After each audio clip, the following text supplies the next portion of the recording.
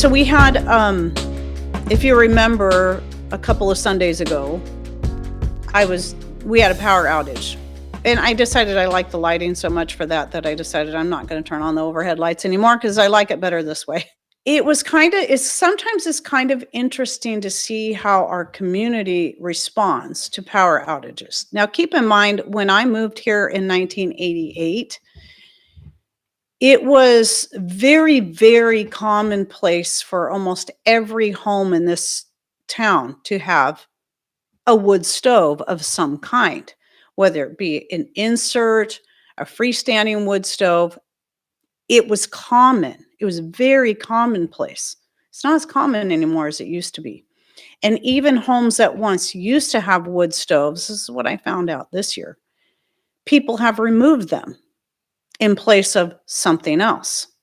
Maybe they didn't want the extra work. Maybe they didn't like the mess of the ashes and the bringing the wood in and little pieces of wood falling all over the place. Because it is kind of messy having a wood stove. However, that power outage was in tandem with the freezing weather. I think some people had their eyes opened yet again. Because here's the problem is I think a lot of the older people know better and aren't getting rid of their wood stoves. But a lot of the younger people that are buying homes or having homes built, for some reason, even ones that were born and raised here, haven't figured it out. The importance of having a wood stove. Now, I did see one lady say that, yeah, we did take our wood stove out, but we also have, a generator and some, space heaters. But I'm thinking, man, space heaters would pull a lot of energy. You'd be going through a lot of fuel with your generator, I would think.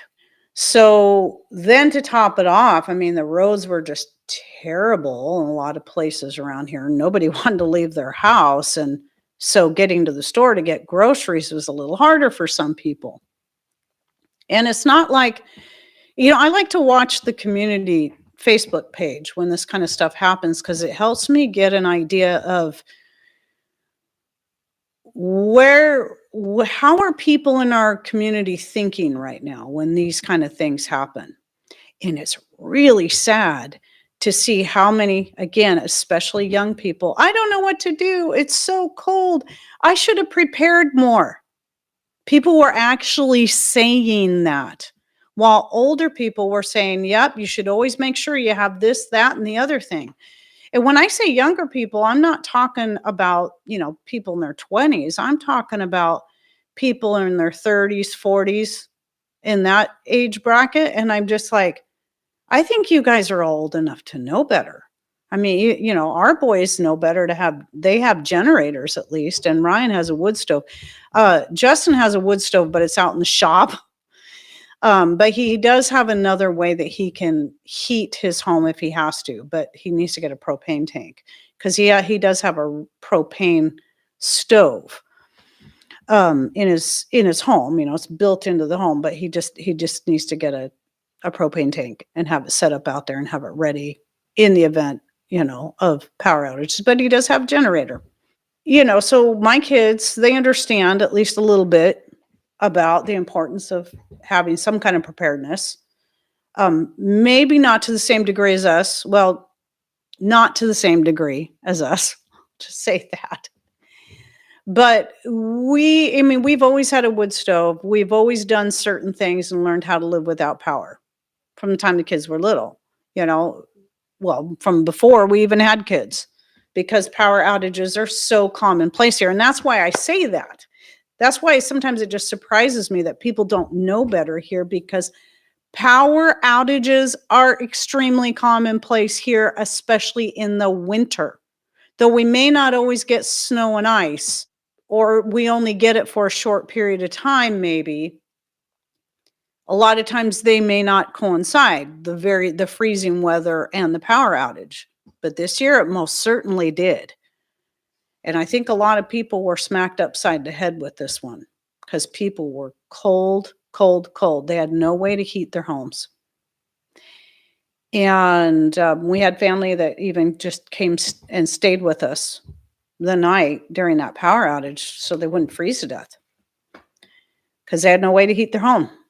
And it kind of brings me to the next part of this topic is that I get people that think I should make my channel like certain other people's channels. And this is nothing against anyone else who chooses to go this way with their channel. Because some people truly do just want to wake people up. But they make their channel all about news and the latest events. It's a twofold reason. One is that those are the videos that get the most views when you talk about the world's problems and the political environment and all the horrible stuff that's happening. I don't want to go that route. I don't mind touching on a few things to help people think about this is why we have gardens. This is why we have ways to heat and cook when there's no power. This is why we do a lot of the things that we do. I like talking about preparedness. But the thing is, preparedness doesn't have to be all about some major, massive crisis that we're all being made to live in fear of. It doesn't have to be about that. It can be about the simple things that happen all the time, just like our recent power outage. I don't even know what the common number is for how many we have each year, but we usually have several every year. It is common here. And so to me, not being prepared for these things is just silly, especially when you live in a place where this kind of stuff happens all the time. It wasn't some major political crisis. It wasn't war. It wasn't this. It wasn't that. All the things that everybody's talking about out there on these news type channels. It wasn't any of that. Or like the year we had that blizzard that closed off the roads on both sides of our town for I don't know how long. I think they were finally able to punch through on one side after a week. But the groceries in the store were getting pretty bare and people weren't ready. Nobody expected that blizzard to come because snow here it just doesn't happen every year. And when it does, it usually doesn't happen like that. That's not something we have to live in fear of. It's just a very realistic thing that can happen and has happened. And so the goal of my channel is to try to approach these kind of things from a more positive aspect, because I don't think people need to hear about the doom and gloom and the fear mongering from every angle there is out there. So my channel is not and will not be about that. But I am going to present to you real life. Real life is you could lose your job. You could step outside wrong and break your leg and not be able to work for a little while. Or fall and crack your head and end up in the hospital. This is real life. It's not something you have to live in fear of. It's just living. It's just part of living. And I mean, there was a lady that used to follow me and, she has a big garden and everything. And one year she stepped in a hole funny and broke her ankle and wasn't able to do much for gardening at all that whole season. These things happen. But you know what? She had plenty of food put up from garden years prior. So even if she couldn't get help with all this stuff, she was still covered. And that's the point. That's the point of being prepared. It shouldn't be about living in fear of what your government's going to do to you or what they're spraying in the sky or whatever it is that, we should always be scared of. It's about just preparing for real life events like people always did. It was the way people lived. It wasn't called preparedness. It was called living. You worked hard. You grew a garden. You canned the food that you grew, or you dehydrated it or put it up, and it could have been just hanging it to dry, like the leather breeches method with the green beans. You put up your food. And then you had that food to get you through the hard months, not just the winter months, but the hard months. Somebody gets sick and now we have a doctor's bill. Now we don't have as much money to put towards buying the sugar and the flour we normally buy each month. Well, it's okay because we have extra sugar and flour stored up. It's real life, people. If there's anyone out there that's just on the fence about, preparedness and whether or not they should bother, I think the problem is that so many people equate preparedness with buying into every single conspiracy theory there is out there, and they don't want to be on that side. So they need to be presented with just the real life scenarios that happen to people every single day. Because a lot of the scary, scary stuff you hear about does not happen to people every single day. It may not have happened to anyone at all so far. Doesn't mean it won't, but it also doesn't mean I'm going to start putting my focus on that in my channel. That's not what my channel's about. And again, I'm fine with people doing that. I'm fine with people that want to make their channel about that. And yes, sometimes I watch some of that stuff myself, but I don't steep myself in it. I want to keep my finger on the pulse of what's going on. That's all I need. I don't need to constantly be fed suffering and fear and all that stuff. It doesn't mean I'm afraid of it. It doesn't mean I'm afraid to talk about it. It doesn't mean I'm pussyfooting around. Like some people have just made the weirdest accusations about me and assume I know nothing and I'm completely ignorant. Believe me, there was a time about 12 years ago, no longer than that now. It's probably getting closer to 14 years ago, maybe even 15 years ago, where I was getting sucked into every single conspiracy. Well, maybe not every single one, but into quite a number of conspiracy theories. Thankfully, certain ones weren't a thing back then for me to get sucked into. And after about 2 years of that, I realized, or 18 months-ish, I realized, wow, I'm constantly angry and in fear. This is not where I need to be. And so I learned to back off from that and focus on what really matters. And that is to hear, what I can do. Okay. Because there's things that you'll never be able to control, no matter how much you cry and scream and protest about it. So the more important thing is to do what you can, the things that you have control over, and not live your life in fear, because having a more self-sufficient / preparedness, old-fashioned kind of lifestyle is about having peace of mind that you've done what you can and you've done the best you can.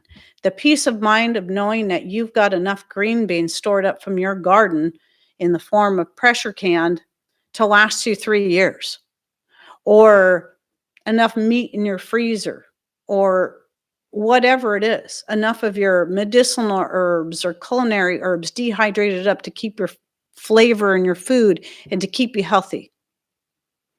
That's peace of mind. That's comfort. See, we don't have to live in fear when we have these things. And that's the focus I want my channel to be about. Okay. And I'm not putting down anyone else who chooses to go some of these other directions. That I have nothing against them. I just don't appreciate people that want to try to pressure me into making my channel about something it is not and never was meant to be.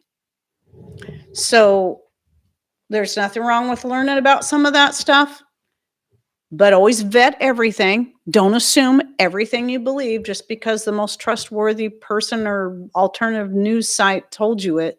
Remember, those alternative news sites, they make money off your clicks too. So the more sensational they can be, the more money they're making. So just remember that. Because I fell for a lot of stuff because I thought I could trust a certain person I was following back in the day that I stopped following. And I still do not follow. Did they have some things right? Yes, they did. But not all of it. Some of it was outright, well, I'm not going to say they were outright lying, but they took information and blew it out of proportion, and some of it was absolutely incorrect. And when I found that out, because I knew better, because it had to do with something I knew enough about to know it wasn't true, it was just more stuff to get clicks, to get money. It was all it was. And it wasn't true. That I realized, you just can't assume just because this person was right on this thing that they're right about everything they say. You got to be very, very careful. And for me, the wake-up call was realizing how I was constantly in this state of stress and fear and anger. And I'm like, no, this isn't how God wants me to live. This isn't how we're supposed to live. What does he tell us? We're not supposed to live in fear. We're supposed to trust him. Obviously, we're supposed to work. We're supposed to do the best we can. We need to be smart. We need to make the most. We need to be diligent. What's the word? There's another word I'm looking for. But, responsible with the things that he has given us. For some people, he's given us a little bit. We take that little bit, we make the most of it. Remember the 1 or 2 talents? We're supposed to make the most of it, not bury it in the ground. And for some people, he's given 10 talents. We're supposed to make the most of that too. So we are supposed to do something, but we're also supposed to trust and not live in fear. Good stewards. Exactly. We're supposed to be good stewards with what he has given us. And if you don't believe in God, then good stewards with what you have, what you've worked so hard for so far. And then continue to just live your life and not live in fear. So yeah, that was the secondary subject I really wanted to get to. I've talked about it before, but to me, I feel like it's one of those things that sometimes just does not get said enough, especially when there's so many voices coming from all sides that are scaring us about this and that and what's going to happen here and what's going to happen there. And, we can't get this or we can't do that. And it's just it's not going to be conducive to your health or your peace. It's not.